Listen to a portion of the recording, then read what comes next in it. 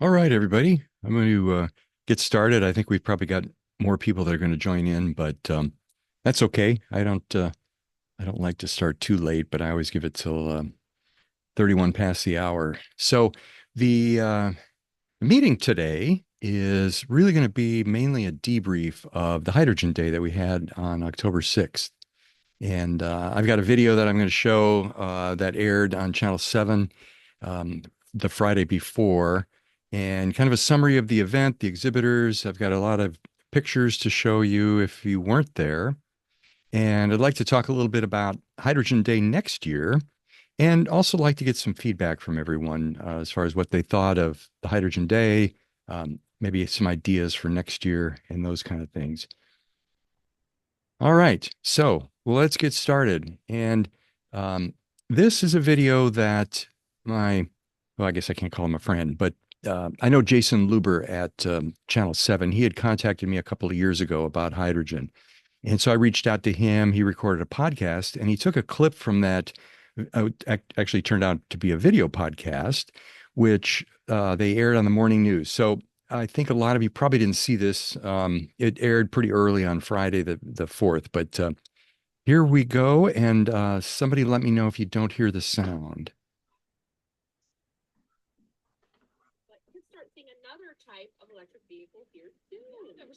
Volume is pretty low. Okay. Colorado's really trying to get hydrogen cars here, but unlike that. So the volume is low. I don't know if there's any way. um, what can I do to boost that? Hang on a second. I don't know if anybody knows.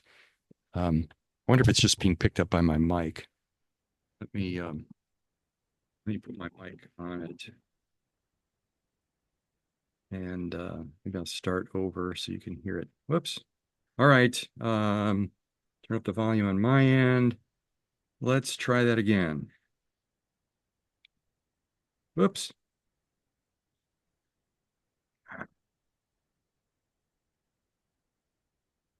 Here We have all seen plenty of battery Oh, electric cars, perfect. but you could start seeing another type Thank of you.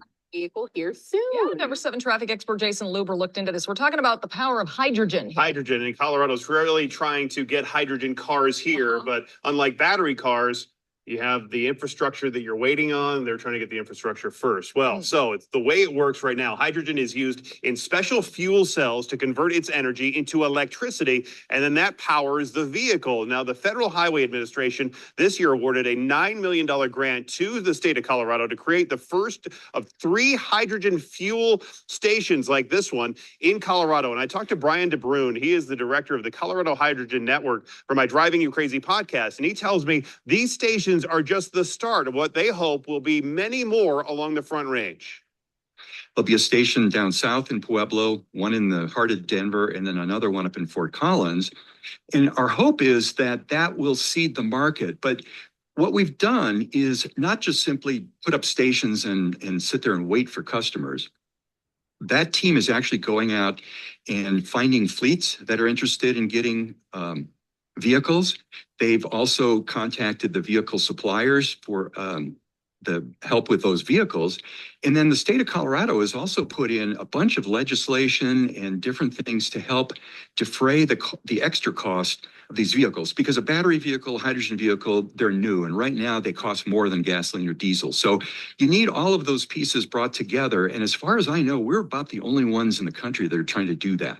Yeah, Brian says the first station should be operational by next year. Now, coming up this weekend, the Colorado Hydrogen Network is hosting their first ever Colorado Hydrogen Day. It's this Sunday at the CSU Spur over at the National Western Complex. You have more information on that, as well as my full conversation with Brian on my Driving You Crazy podcast, available on all podcast apps and also on YouTube.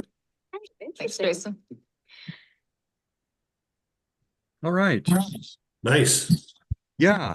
That was really a nice spot they ran. I wish they would have run it on the evening news. Maybe more people would have seen it, but beggars can't be choosers, right? Mm-hmm.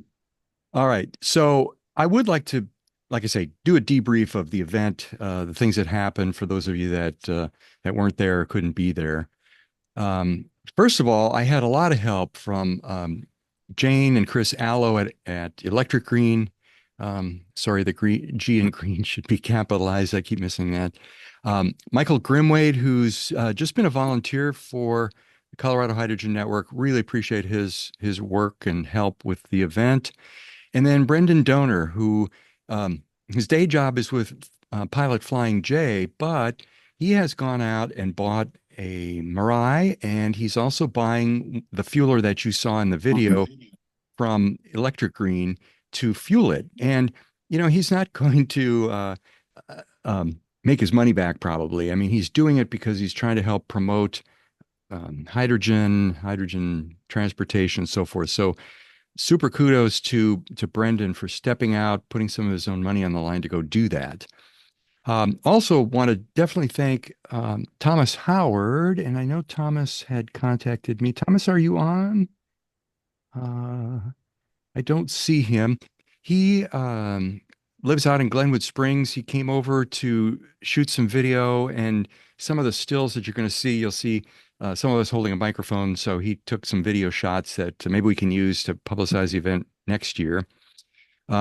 Another thanks to Roy Hensler at Rising Creek Transport for bringing the Nikola truck. I told Roy I feel like we're wearing out our welcome with him because he's brought that truck up so many times. And, he's down east of Colorado Springs, so it's not trivial for him to drive it up, burn some of that very expensive hydrogen that they're using right now. They're getting hydrogen from Hyla, and it's being brought in from I think from California. I guess I don't really know for sure, but it's not from Colorado, I'll tell you that. Want to thank Sean Honorado with NREL, who's really been a big supporter. Some of you will remember back in 2020, he worked with me, and we've got the hydrogen station donated from Nell that's up in Fort Collins. And he brought the Nexo over that they use on the NREL campus. And he's been such a good supporter. Really appreciate Sean's work. Then Chris Wallington with Gen H2, he traveled from out of state to come to the conference, and he purchased a TV to show his videos and things, and he didn't want to take it home. So he says, hey, I'll donate it for a raffle. So thanks, Chris, for that donation. It was really a nice television. Phil Clark has donated a hydrogen safety class, which we raffled off, and is going to give a discount to anybody who filled in a form for the raffle. So he's got those. And then also want to thank Horizon Educational for donating 3 hydrogen kits. These are the educational kits that they place in the classrooms that come with curriculum and everything else. And many thanks to them. I think those kits are probably at least $100 a pop. So not trivial. All right, here are the exhibitors, and I'll go through a few of these. The first one, the spelling always throws me, but it's pronounced Bow Energies Power, and you'll see a picture of them in a minute. They have something that I don't know too much about. It's a multi-powered load balancer, which I think uses renewable energy to help the utilities kind of balance wind, solar, that kind of thing. I don't know much about it, so I don't want to misspeak on that. Breathe Transport, that's Brendan Donor and his Mirai and the hydrogen fueling. So his model, by the way, well, I'll save the model till I get to his picture. Colorado Clean Tech Industries Association, the CHN is formed under them, and so that was nice that they had a booth set up. Colorado Department of Transportation, they've been a big supporter. I know Mike King was at our charter meeting back in 2019, and they continue to really be an advocate for hydrogen. Clean H2, I guess I'll call it a distributor. I don't know if I've got that correct. Anybody jump in and correct me if I don't. They are a distributor of the Enapter electrolyzers. And those electrolyzers, if you haven't looked at them, are made in Italy. And their model is that they build these small electrolyzers, just a kilogram a day. And the idea is that you would gang together many of these to come up with the size of electrolyzer that you want. And the thought is that they can have economies of scale by building many of just one thing. Colorado Energy Office, Marie Eisenman was there. Appreciate their support and all they've done to further hydrogen. CHN, of course, us. CSU was there. They are the prime contractor for this grant that Jason Luber had mentioned in that video. C0, big supporter. By the way, C0's got I guess it's a social happy hour coming up November 7th, I think. That was in the last newsletter. Drive Clean, we had uh, Quinn, and I'm drawing a blank on Quinn's last name, but also Steve Trowbridge was there. Electric Green, as already mentioned, Jane and Chris Allo were there, and you'll see some more when we go through the pictures. Element One, this is a really important company, I think, because they build hydrogen detection tape and sensors. If you're not familiar with them, their tape will turn color in the presence of hydrogen, and I think they still have two types. One is permanent color change, the other one is temporary. But I think their, I'll call it a killer app, is they have RFID sensors that are small. I kind of liken them to just a little, like a dot Band-Aid that you can stick a gazillion of these things. They're very inexpensive. And so with a system, like if you imagine a hydrogen fuel station, it's great if a sensor or if a alarm goes off to tell you there's a leak, but now you got to find it. And so with these sensors, these things are cheap enough that you could stick one on every fitting, every place that's prone to a leak, and tell you immediately where that leak is so you can fix it really quick. Emerson did, I think, two podcasts with them. They do hydrogen control, measurement, and regulation equipment. EPC, John Cornish, I think most of you know him. He designs and builds fuel stations. Gen H2, I mentioned Chris Wallington. They do hydrogen liquefaction and transport. Horizon Educational, again, the educational kits, and the RC car racing. And I want to continue to remind everybody that we're looking for high schools that would like to have a racing team. And we're also looking for sponsors. Sean Daniels at, sorry, drawing a blank on his company. We'll get to that in a second. Got a lot to remember here. It has already volunteered to sponsor a team. So we're looking for other companies and so forth to sponsor teams. Nikola, as we all know, Class 8 hydrogen trucks. NREL, you're familiar with them. Oil and Public Safety, that's Mahesh Albuquerque. They do the inspection and regulation of fueling pumps. So gas pumps, diesel, and they've got the regulations and so forth in place for hydrogen as well. They were represented there. OMITS, that's Phil Clark with his hydrogen safety consulting and training. Plastic to Green, Ed Van Dyne, turning waste plastic into energy. There's, sorry, Sean Daniels, Spark Ionics. Their initial product was something called Tough Brain, which is an anion exchange membrane. But what he was showing at the show was a small hydrogen generator that's put into vehicles, not to produce hydrogen for motive force, but to basically improve and increase the mileage of the engine. And turns out that the amount of electricity you put into this thing versus the hydrogen you get out, you do get a net gain in your fuel economy on that. And then Steelhead, Andrew Coors and his pressure tanks and storage solutions. So we had really a fantastic turnout of these more or less local companies. Gen H2 isn't exactly local. They used to have a local rep, so that's why we've involved them. But Emerson, they're local, and some of these others. So thank you to all of them for fielding a booth, taking the time to come down and represent the show. Let me pause there. Any questions, thoughts?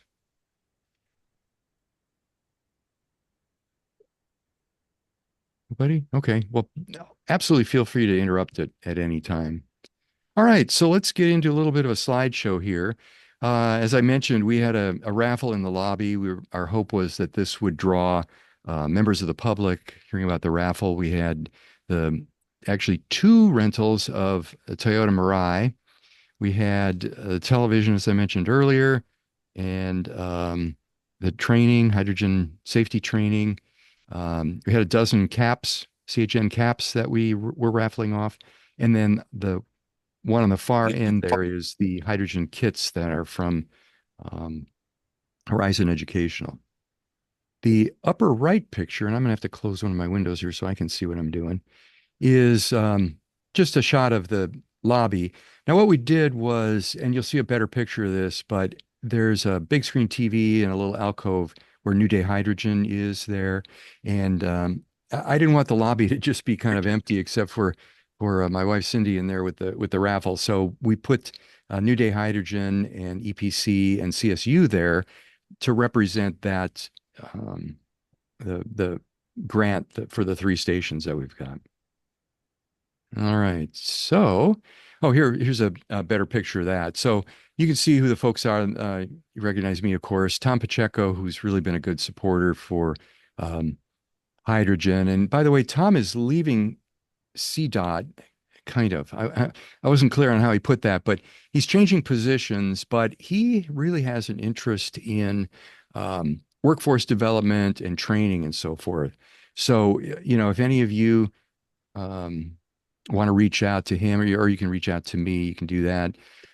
Seth Terry with New Day Hydrogen, Maria Eisenman, John Cornish, and then Evan Beach was on board. And somehow we got this picture taken without poor Buford in there, so I put his picture up there. But Buford Barr is with New Day Hydrogen as well.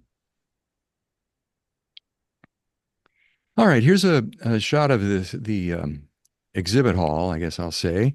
And you'll notice the wood to the left. These are slide out like theater seats. As a matter of fact, they call this the Confluence Theater, but those can be pushed against the wall. So that's how we had it set up for just one large room. Steve Trowbridge here, Quinn O'Brien, finally remembered his last name here, Tom Pacheco.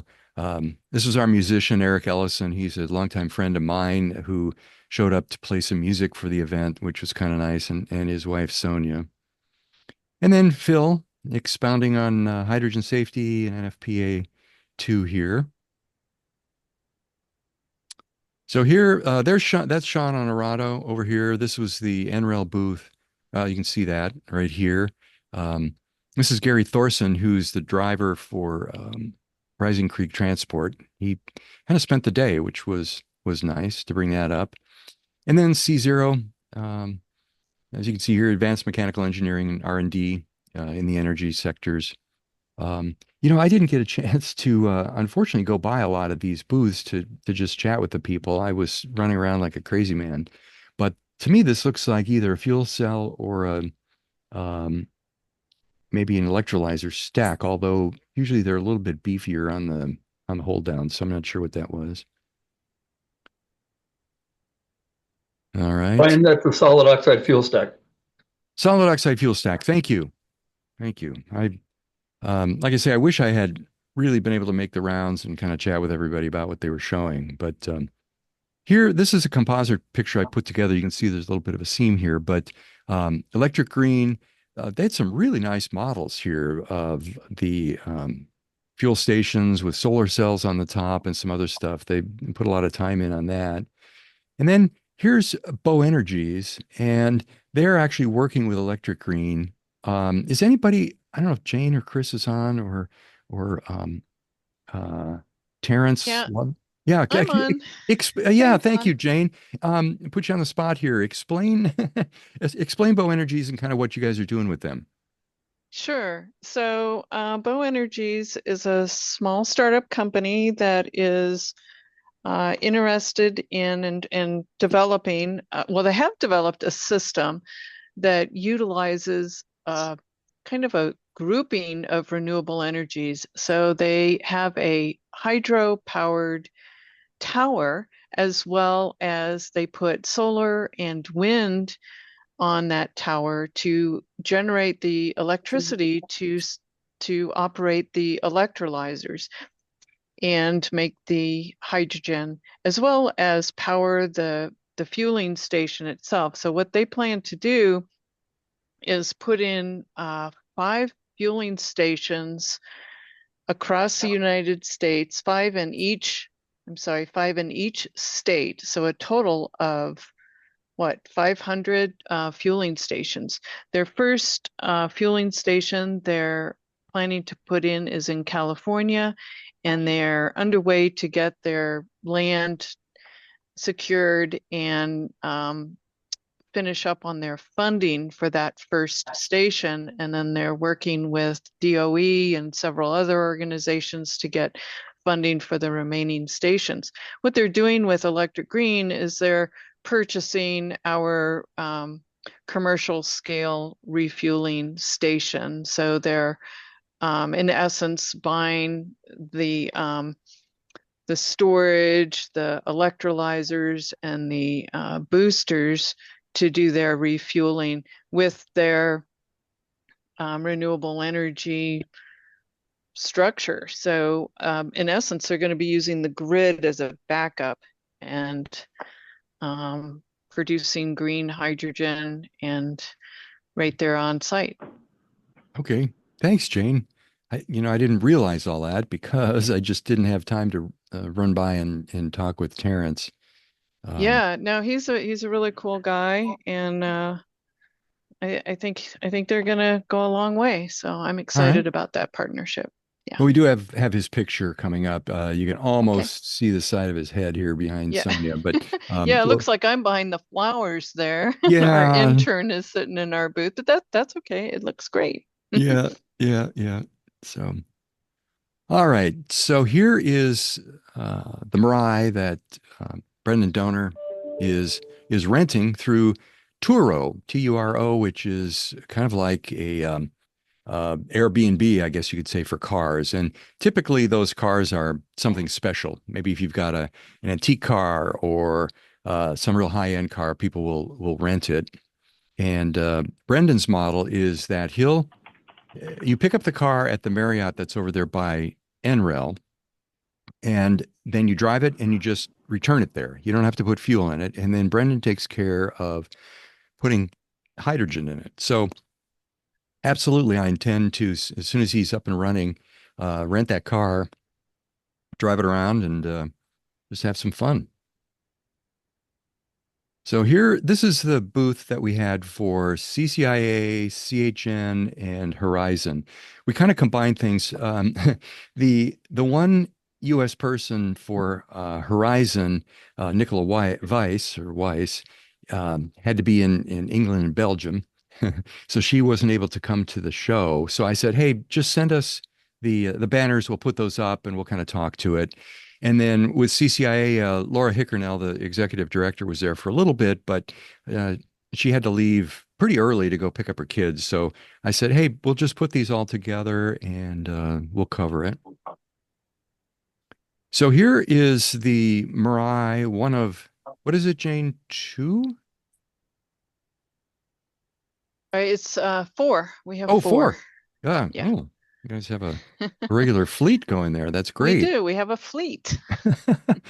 But when I was working with Jason Luber to do that spot that you saw, and you can see this as a clip from that, he said, "Well, this is TV. We need pictures." So I called up Jane. I said, "Jane, quick, quick, take some video shots of the fueler and the car." And Jason misspoke because he said, "Well, the 3 fuelers are like this one." Well, they're actually different, but a similar idea. But anyway, here's one of Electric Green's 4 Mirais. Okay, here's Terrence Lovett here, and of course Jane, and a little bit better view of those great models. Did you put those together, Jane? Yeah, more or less. I had help from our mechanical engineer who made the 3D models, and then I Ah, just, did some assembly. yeah, clever. Yeah, that was a good Thank you. idea. Yeah. Yeah, that was the nice thing about this show is we really had a lot of things that we could show. Steelhead, and I am so sorry I don't know the guys' names that are here. I don't know. Are either of you gentlemen on? Can you introduce yourselves? No? Okay. All right. It's Josh and Chris. Josh and Chris. Okay. Yep. All right. And Andrew Coors was there somewhere running around too. So really pleased that he took the time to come out. But Steelhead is putting their tanks into Electric Green's fueler and so forth. So um, this little corner that we had with Steelhead and Bow Energies, and there's actually another one, Gen H2. No, not Gen H2. Help me out, Jane. The Clean H2. And Yeah, Clean H2, they're the Enapter distributor. You were correct in yep. that statement. Okay. All right. Was all kind of in that corner. So it was nice that we almost had I guess I can't say complete supply chain, but close to it. Gen H2, they got their start down at Cape Canaveral down in Florida. And their secret sauce, I think I'm portraying this correctly, is their liquefied hydrogen that keeps the hydrogen cold in transfer as well as in storage. Um, I don't think Chris is on, but if you are, go ahead and correct me on that. So here, element one with David showing the tape, the color changing tape, and you can't really see it, but there's some of the RFID sensors here as well. So I just think this is such a fantastic product that it's really going to revolutionize not only hydrogen safety, but just troubleshooting and so forth. So here's the Hyundai Nexo that NREL brought, and we actually had this parked kind of off to the side of the building. There was an alleyway over here that we had some of the other things. You'll see more pictures in a minute, but this was good because as people drove by, they would see this, hydrogen fuel sign right there. So here's the Electric Green fueler, 700 and 350 bar nozzles, dispensers, or whatever. And then you can see here, I hadn't mentioned before, but we had a number of these posters set up explaining everything, the cars, the fueler, and then just other things like frequently asked questions about hydrogen. So I think I had a total of about 32 of those posters. And I think that was helpful for the public. They could walk through and maybe see some things they might not have known to ask questions about. They didn't have to actually talk to anybody to find out things. So I think that was helpful. Here's the Electric Green fueler. You can see the tanks in the back, and these are fairly low pressure tanks. Jane, they're 500 PSI, is that right? That's correct, Brian. Yeah, okay, thanks. And so their strategy is to store and move around the hydrogen at pretty low pressures, and then the pressure gets boosted when it's dispensed. And the boosters are actually Chris's patented or patent pending, I should say, maybe design for those. And I don't know, Jane, if you want to elaborate on that at all. I don't know what to say about that. Okay, all right. Well, and they're pretty compact. We don't have a picture of those, but in the back of this, like a dispenser thing, are a couple of dispensers that are, I'll say, maybe 4 feet tall and only maybe 8, 10 inches in diameter. So kind of an exciting design that Chris did, and then he's having manufactured. Here's another view and better view of the poster we had. And there's Chris talking. I met this gentleman on the right, but I don't remember his name. If you're on, let me know. So would you like me to talk about Oh, the compressor? absolutely, Chris. I'm sorry, I didn't realize you were on. I'm on, but I'm in the shop. We're filling one of our new trailers. So I'm just out watching as it goes. But yeah, it's a patent pending, as you say, design, and it's designed to keep it at low pressure. And the only time we actually go to high pressure is through the booster cylinder unit itself. It has variable stage cylinders inside it. It's hydraulic oil driven. So we have pumps that drive that. And we're able to get a nice stable output, taking us from as low as 30 PSI up to the 10,000 PSI that cars and trucks need. And we utilize this design here in the trailer, which is our smaller design, and we use the same booster idea as we go to our commercial size, which allows us to do our 3-minute filling. Yeah. Well, thank you, Chris, and kudos to you and Jane for what you put together. I'm really impressed, and we hope you see a lot of success here in the upcoming months. Yeah, Oh, we see not only for cars, but we have the drone applications are very excited about being able to use the filler for filling drones at the 350 bar. yeah. And we're also talking with Steelhead about them producing specialty drone tanks that we'd use with our system to make drone filling very simple and So, safe. so those drone tanks would be fairly small. Is that a new size for Steelhead? So they have smaller sizes. They're trying to get weight down for it. Typically, drone tanks come from Japan. Nothing against Japan, but it's not the US. So Andrew and I talked a bit about, their new style tank, and the idea is that there's no easy way of filling those tanks. So we would use the electric green booster unit. You'd set the tanks down, clip in with a quick connect. It would fill it, monitor the temperature of the tank. When it's done, it would release pressure from that line, allow you to do your disconnect and fill one tank after another. All right. Okay. Well, thanks, Chris. All You're right. welcome. So here, of course, is the Nikola truck. You can see the Rising Creek Transportation sticker on the side, and of course a poster for that truck, so people knew what they were looking at. Here we are, just looking at this.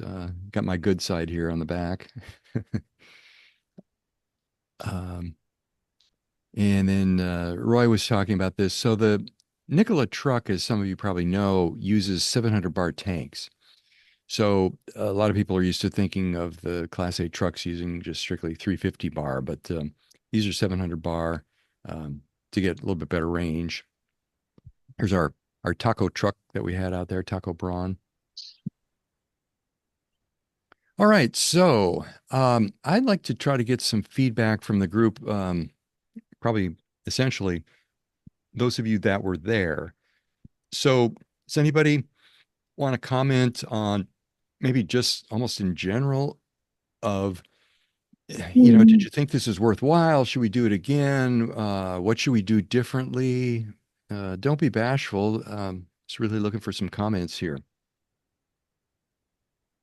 Yeah, this is Jane Allo, and I want to tell you, Brian, I think you did a fantastic job with this event. I think, though it may have felt like there wasn't as much turnout as you'd hoped for, I thought considering the first event in Colorado for this, you had a fantastic turnout. Everything was really well organized. Your posters were beautiful. I just think you had so many positives going for you that the few drawbacks, which I think were just that, Sundays are probably a harder day for families and people to get out because it's kind of a family day, and I think there was a little bit of challenge with the Broncos game. So my thought is next year, maybe let's go for a Saturday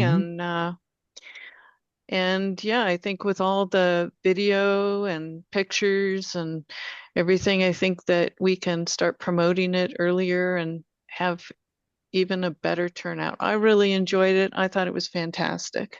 So good job. Well, thanks, Jane. And, if nothing else, it was a great networking opportunity for all the exhibitors. Well, it was, and that's really huge. It Yeah. it helps our whole hydrogen community. And I think it's really important for all of us to work Whoa, together to make this successful. I just leaned on my keyboard. Oh, There we go. Whoops. Well, thanks, Jane.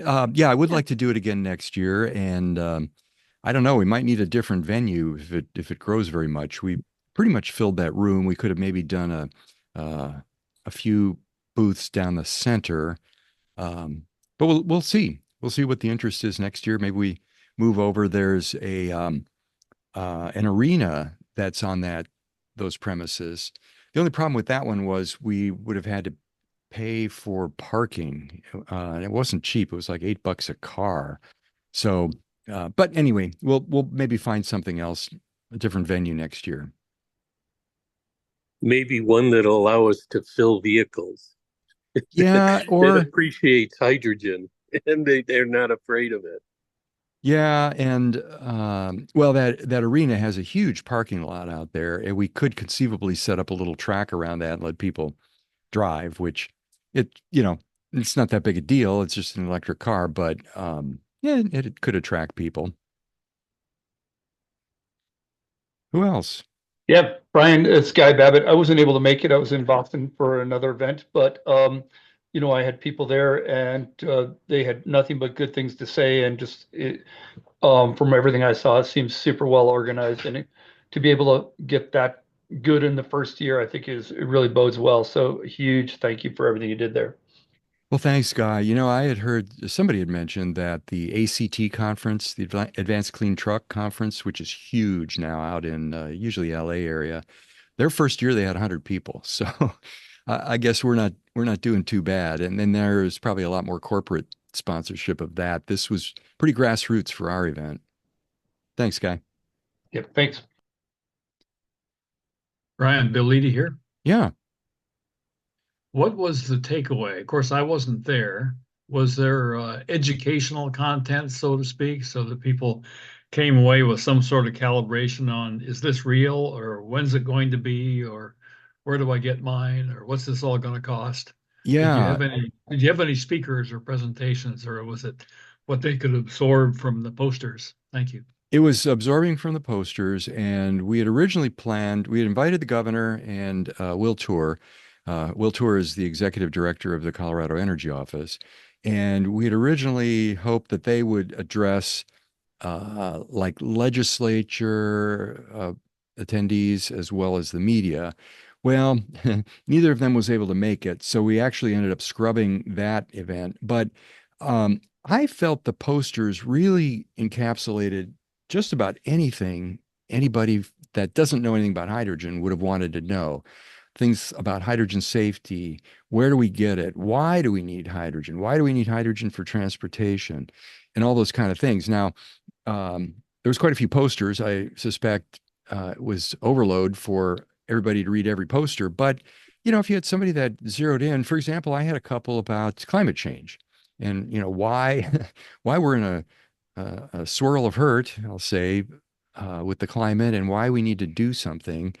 And then, posters about why electric vehicles alone aren't going to get us there. So I think that was answered with that. Now, maybe next year we could have some speakers or something. I'll have to noodle on that.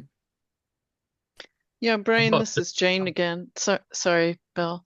Real quick, Bill, I think also I got a lot of people coming by the booth and asking really great questions. And I had an intern and another guest helping with the booth and stuff, and they didn't really know that much about hydrogen, and they really, really enjoyed and got a lot out of the posters that Brian created. So I did think that it was very educational for the general public and even for all of us in the hydrogen community. Thanks, Jane.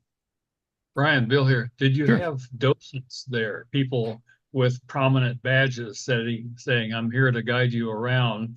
So they handle the questions and they say, oh, you ought to go talk to so-and-so at that booth or go see that poster right over there. It sounds like you've got all the posters made for the next 5 years, so you're set.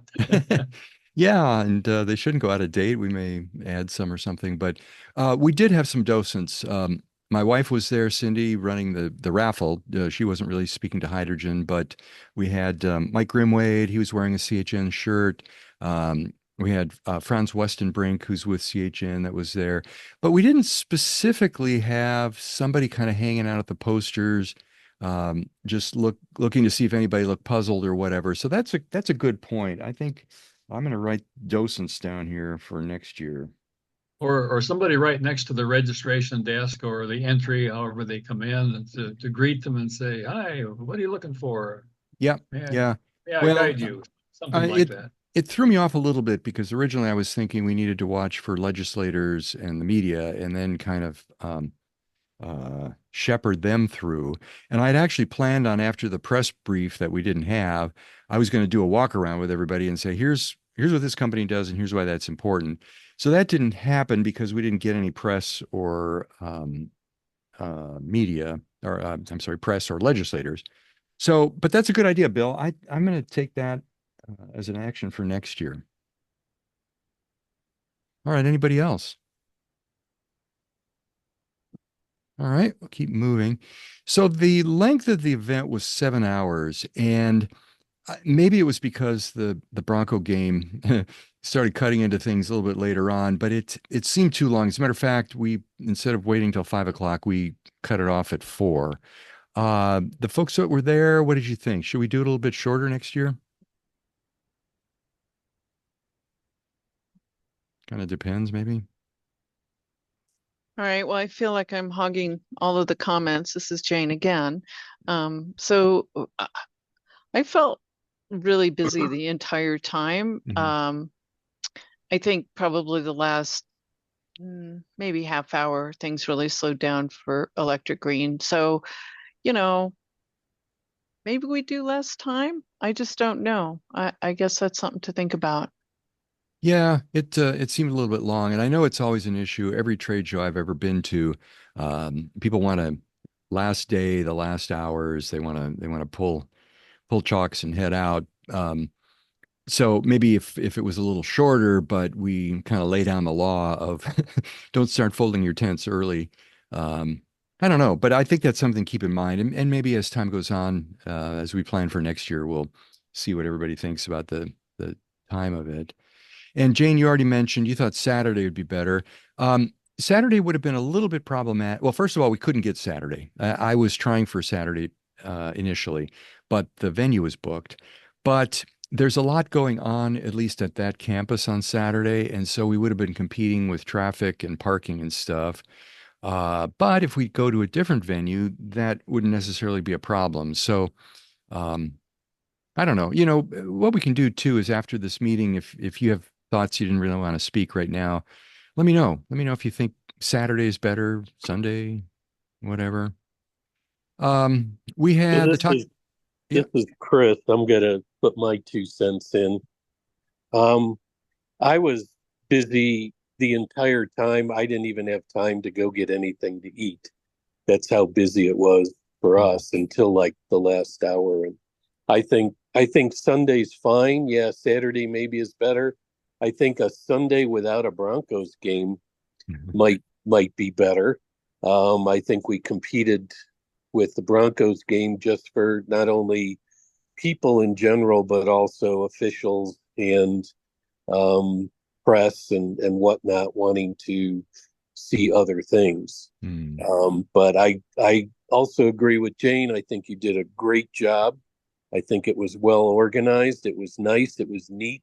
It wasn't cluttered. It was very well laid out. A lot of places to walk around, see different things. And my kudos to you and everybody else that helped with that. All right. Thanks, Chris. All right. Trying to think ahead to attracting more people. Um, I don't know, maybe different food, better food, more food or something, or other amenities, and I don't know what they would be. Games for the kids, I don't know, but if any of you have ideas now or maybe get ideas in the future, shoot me an email. But whatever we can do to draw out the general public would really be welcome. And then I don't think we have New Day or EPC or CSU on. If you guys are on, speak up. But Um, I didn't want the lobby to be empty, with poor Cindy just sitting there doing raffles and that's about it. So we kind of tried to highlight because it's an ongoing grant, the three fuel station grant with those three companies in the lobby. I don't know how they felt. If they, I'll have to poll Buford and Seth independently and see if they felt like they were out of the mainstream or not there. But anybody else have any thoughts on having things in the lobby? Brian, this is John. I was there. Oh, John, hi. Can you hear me? Yeah, I can hear you. Yeah, How did you feel? It was pretty slow, really. I mean, there were very few people to talk to. The ones that did talk to us stayed for quite a while, so it was there were good conversations. But it was, I popped into the other room where the exhibits were, and it was a much higher density of people and a lot more going on. Yeah, I got that sense too, John, and I was feeling bad because that wasn't the vision I had in my mind of how that was going to go down. But and if we don't use this venue next time, maybe we don't have that issue. But sorry that you guys were a little bit like the Maytag repairman out there. Brian, Bill here. Yeah. Did you have the tabletop solar hydrogen demonstrator? And where was it? And how well did it work? And who was minding it? Well, I had asked New Day to bring it, and I didn't notice it, although I didn't really look hard for it. I don't think they did. John, they didn't have a little electrolyzer fuel cell thing running, did they? I think I saw the box for it, but no, I don't recall it being set up. Okay. Because that could have really helped bring some people in. I mean, it lights up and it turns and stuff. So yeah, we'll work on that next year.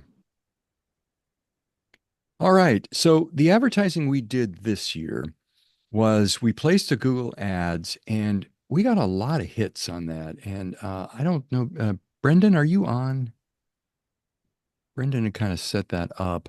I never heard the final tally, but at one point we had thousands of people actually clicked on the ad for that, and we had tens of thousands that it popped up for. So hard to judge how effective that was. Of course, I sent something out to the entire CHN mailing list.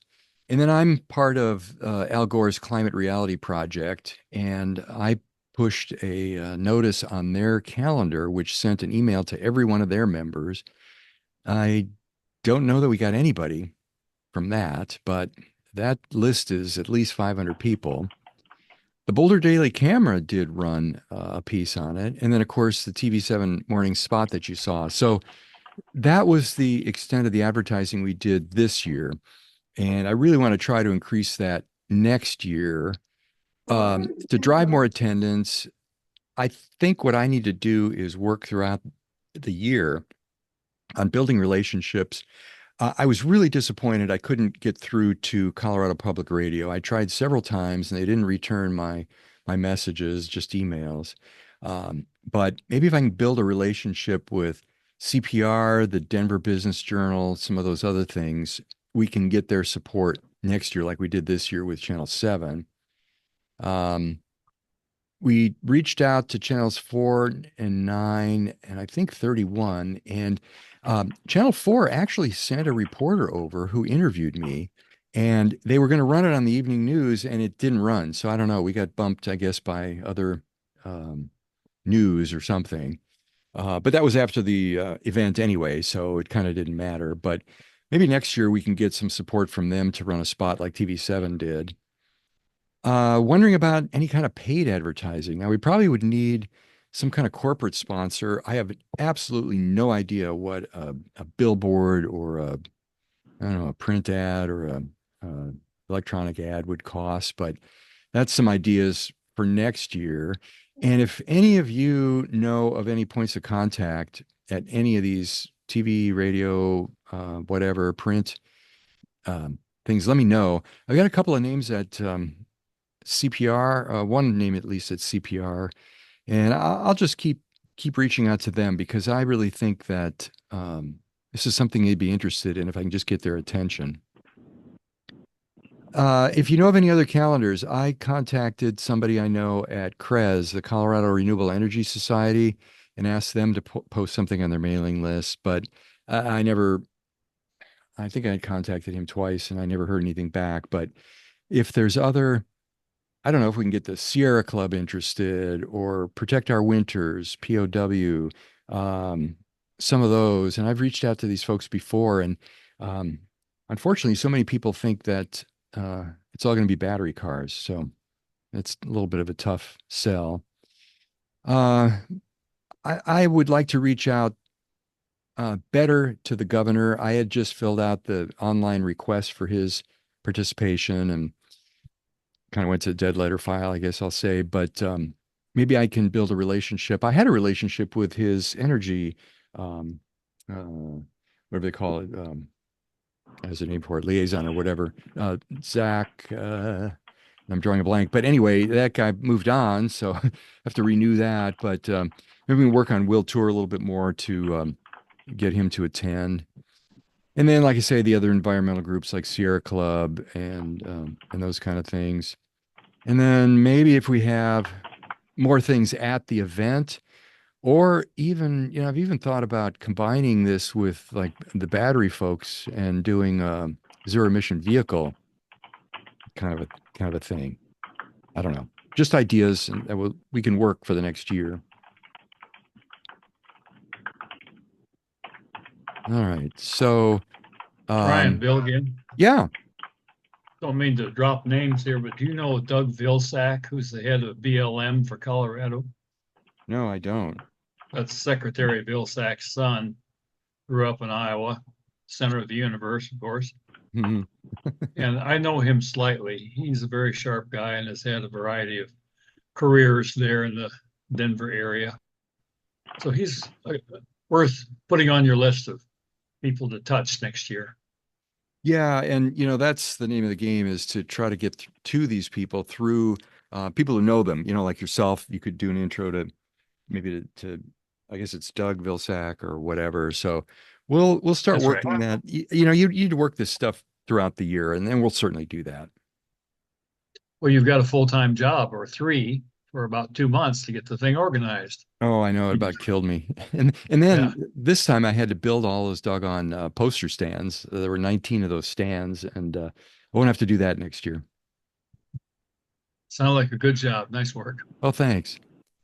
All right, this is my last slide, and I think I guess I didn't mention when we started, but I expected this to be a short meeting. I didn't have time with this event going on, and I'm actually in Wisconsin right now with some family stuff, and so I didn't have time to get somebody to do a presentation or whatever. But at any rate, I did want those of you that weren't there to get a little flavor of what happened at the event, and definitely hope to do it again next year. We'll just see how it goes.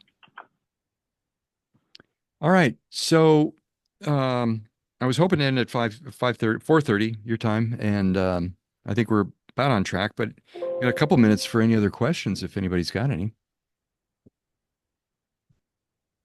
Oh, sorry, I could mention that I attended the SARAD Enterprise Partners, or SEP, Hydrogen Mountain Retreat that was up in Boulder. Great event. Made some good contacts with the guys at Honda, and I recorded a few podcasts up there, and going to be, as soon as I can get them edited and put up, I'll be putting those up. So watch for another podcast. I in the beginning tried to do a podcast every other week, and I just couldn't keep up the pace. And frankly, I was starting to run out of folks to talk to. I didn't really want to just put different companies on to talk about their products or whatever. I'd like to try to make it a little bit more in depth than that. But so it's been a while since the last podcast, but watch for one coming out soon.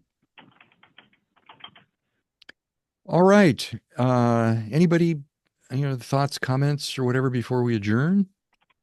Ryan, may I mention that we still have our electrolysis plant for sale? I thought I had a couple buyers for it, but not. Complete electrolysis plant, 63K, all the way from Golden. Yeah, it's in Golden, and I've seen it. It's in real nice shape, and you've really taken good care of it with keeping the stacks wet and all that, and kept them from warm. freezing. And wet and warm, yes. Warm That's and right. wet. Yep. Um, Thank you. And Bill, remind us of the output, the hydrogen output, and then also the pressure on the compressor. This is two proton on-site, now Nell, H6M electrolyzer plants. And each one is 6 normal cubic meters per hour, I think. That's where the H6M comes from. They operate for 40-volt, three-phase. And the compressor is a PDC machines reciprocating output pressure is about 2,000, 2,500 PSI, something like that, plus an ELGA water deionization plant for the feed water for the thing. So it's Well, it's a complete plant. Yeah, and it's a but really used as yeah. is. Well, and it's a really good deal. You said you're asking 63,000 for it? Yes. Yeah. I was trying to get CSU interested in that. I don't know. I think they're Well, thanks for your help on that. I yeah. thought You know what, Bill? I'm going to put something in the next newsletter. Not really in the habit of doing want ads, but oh, you know, sorry. this is a little bit different, and I'd like to see that go to a good home. Especially if somebody's got a use for it. So I'll Yes. I'll make a note. Um, in newsletter. Thank you. Thanks for the help. You bet, Bill. All right. Last chance, anybody? Hey, Brian, did Yeah. you get when people attended the thing on Sunday, did you get any kind of I mean, maybe something when they come in the door or different doors is to sign up for to be on the list? I don't know if you did that or not, since I didn't get a real good chance to even walk around. We didn't, and I probably should have, at least for people who wanted to volunteer, rather than try to capture everybody's name or whatever, just people who really wanted to get more information. And so that was a slip up or whatever on my part, but definitely we'll Yeah, try to just do that. some little sign up, then that way they could be on the list, and maybe they know somebody, and the next one you send them a little notice, and I guess all the attendees could chip in and I don't know, do a little.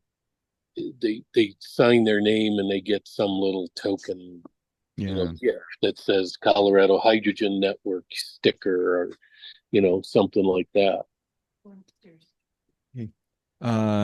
Yeah, we we did have for the raffle, we had a bunch of pens that we had collected from First Bank, and somebody walked up and grabbed a big handful. We think he was thinking they were Colorado Hydrogen Network pens, but that was kind of funny. It's like, hey, wait a minute, we need those for the raffle. But anyway, that's a great idea. We'll try to get some data out of this thing, if nothing else, next time. So. Hydrogen balloons. I don't know. Yeah, something. Well, I could do hats, but they're about almost $15 a pop. So that you can't give out a lot of, at least not on our budget. You can't give out a lot of those. Stickers are fine, Brian. They're Yeah. inexpensive, and you do your Colorado Hydrogen Network logo on there. It'd be pretty, it'd be fun. I did bags also. That's another idea. And bags are pretty cheap. You can get them, reusable grocery bags and stuff. Oh, yeah. Good idea. All right. Well, this is how it works. You do something one year and then you make some improvements for the next year. So we'll do that. That's right. That's right. I thought it turned out great, Brian. Well, Did a really thanks. great job. I was expecting, I don't know, 200 to 500 people, and I think we were probably under 100, but first year, and hey, ACT didn't do much better, so I guess we can't complain. That's right. All right. Well, who knows? 5, 6, 7, 8 years from now, this could be a major world event. We'll see. Absolutely. All Thanks so right. much. Okay. Well, we'll adjourn. So thank you, everybody. Thanks, Brian. All right.